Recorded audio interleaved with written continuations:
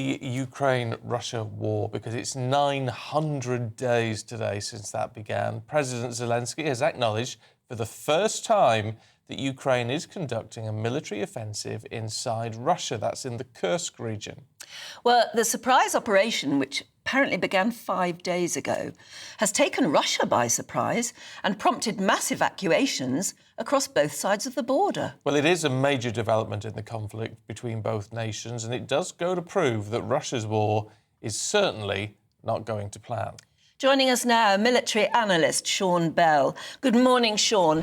Was this a surprise to you, or was it something you suspected was happening anyway? And is it really going to be a surprise to the rest of the world that Ukraine is now acting on the offensive?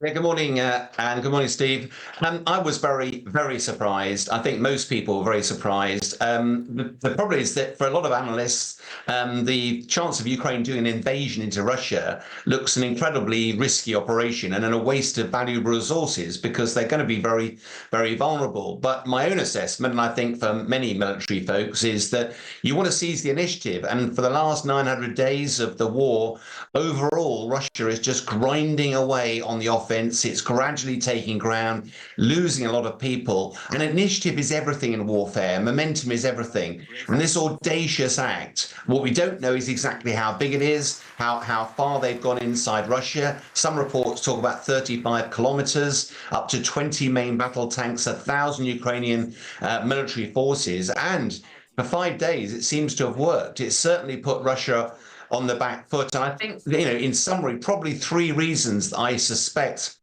that Ukraine's done this. First of all is, as I said, to seize the initiative.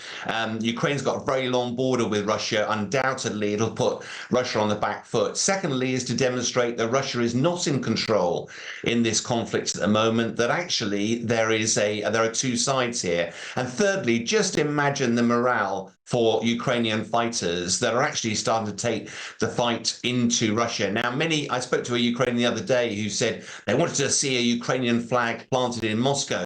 I suspect that's probably a step too far, but it will be interesting over the coming days to see how President Putin reacts. He's clearly rattled by this. His number one priority is to protect the Russian people, and he clearly is struggling to do that. Well, that reaction is going to be very important, Sean, isn't it? Because there is this concern, there's always been a concern, that he's got more in his arsenal and he could hit back very hard.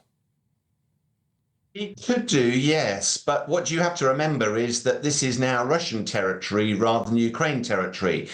In Ukraine, he just levels communities, literally causes devastation.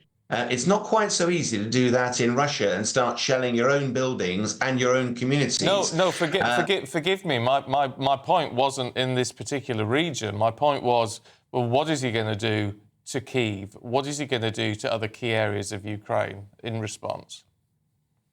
Yes, I mean, it's a great question. I think there's two parts to it. You've not really mentioned it, but the nuclear question, whether he actually escalates this war to some sort of nuclear conflict. Although there's been saber rattling throughout, I've got lots of grey hairs. I was a veteran of the sort of Cold War era, and we were a lot closer to nuclear war during that period than we ever are now. It looks very unlikely that Russia would take that step. So the next step down is, could he ferociously target Kyiv with cruise missiles and ballistic missiles? Well, the harsh reality, he's been doing that solidly for the last 900 days and certainly intensified that of late. And Ukraine has managed to bolster its air defense systems significantly, particularly with now ATACMS and the Patriot systems from the US. So yes, he could escalate further, but Russia has sort of reducing stocks of these missiles and therefore probably wants to save those for the fight ahead. It's somewhat limited. I suspect Putin,